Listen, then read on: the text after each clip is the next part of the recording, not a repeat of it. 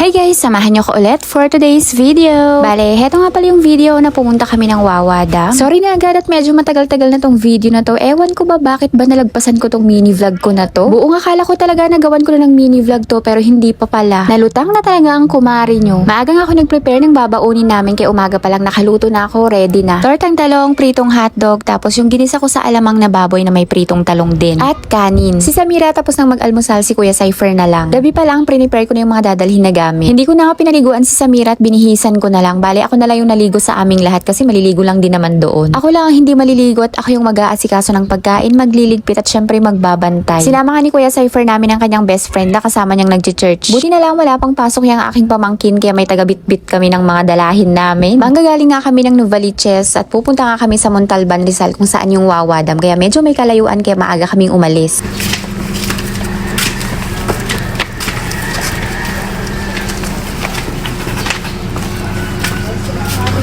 Lalakad nga muna kami hanggang kanto para sumakay ng green na tricycle papuntang Novaliches Bayan.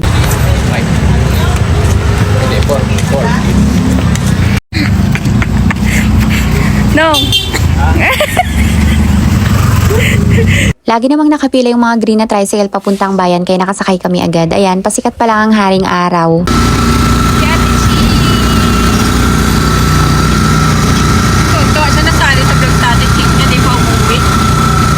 Yarn, Novaliches na kami. Sa mga matagal na hindi nakapunta ng Novaliches Bayan, mawawala na kayo. Tignan nyo ang linis na ng daanan. Kung hindi ko nagkakamali, 2012 or 2013 ata ako nung bagong salta dito sa Novaliches Bayan at napakadaming nagtitinda. Lalo na sa gabi, para ka nang nasa Divisoria. Pero ngayon, wala na sila. Siguro, isa na rin yung dahilan kasi nauso na yung online shopping. Mula Novaliches Bayan, pumunta nga kami ng Jordan para sumakay ng Egypt papuntang Latex. Grabing lalim ng hikab ni Samira kasi late na rin siya natulog kagabi tapos maaga ko pa siya ginising. Punuan nga ang mga Egypt tapos traffic din kasi Monday. So ayan, nakarating na nga kami ng Latex. Tatawid nga kami ng overpass. Ilang beses ko na nga nadaanan yung napakataas na overpass na yan pero ngayon ko lang siya matatawiran or malalakaran. Grabe, sobrang taas pala talaga ng overpass na yan. Bawal ang nirarayumat baka hindi ka makarating sa taas.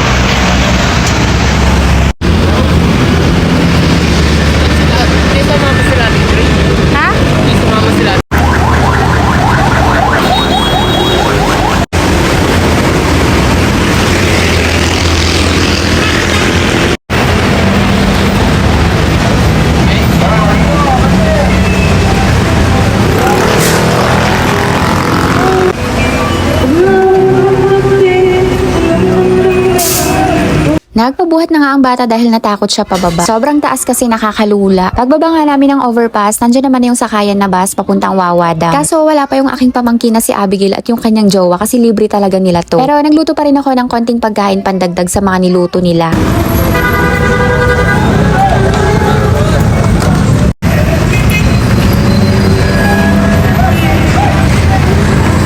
I-flex ko na nga rin yung aking bag na regalo ng aking kumare. Ginagamit ko siya pag marami akong dalahin, lalo na pag ganitong gala. Regalo nga niya yan sa akin last year. Maya-maya nga ay dumating na yung magjowa at ayan, napakadami nilang dala. Malayo kasi yung bilihan at mahal kasi nga mahirap yung daanan. Kaya sa mga nagbabalak pumuntang Wawa Dam, mas okay kung may dalang pagkain at saka tubig. So ayan, pagdating nga nila, sumakay na rin kami agad ng bus. Nagbo-vlog siya. Hi kayo guys. Say hi guys. Uy, hi guys ka daw. Ang pugi ko dyan ah. Siyempre, ang pangit pa rin sa cellphone mo. Papunta na kami sa beach. Yung kape ko, hindi ko na nainom kaya nilagay ko na lang dyan sa tumbler ko na Germ Coca-Cola. Hirap na hirap pa nga din akong inumin kasi nga sobrang init pa din. Kaya kung ang hanap nyo yung legit talaga na matagal ang lamig at init, Germ Coca-Cola brand talaga kayo. Wala kayong pagsisisihan, worth the price mga mare at pare.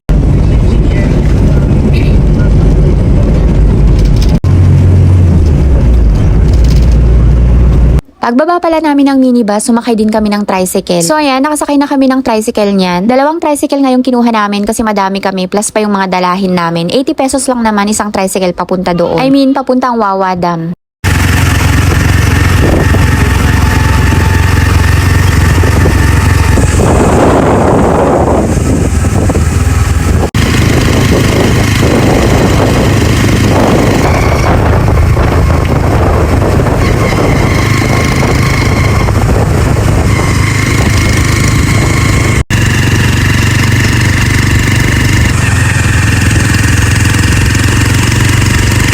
So ayan, may nabasa nga akong Pamitinan Protected Landscape. Paglagpas nga namin ng arko na yon, binaba na rin kami ng tricycle. Hindi naman ganun kalayo, mga 15 minutes lang. Kung taga Novaliches kayo, kung meron kayong 4 wheels, saglit lang to, malapit lang. Pero dahil wala tayong 4 wheels, tiyaga muna tayo sa commute at saka lakad. Andito naman na kami, pero maglalakad pa papunta mismo sa pinakadam. Medyo may kalayuan pa ang lalakarin, pero malilibang ka naman sa tanawin.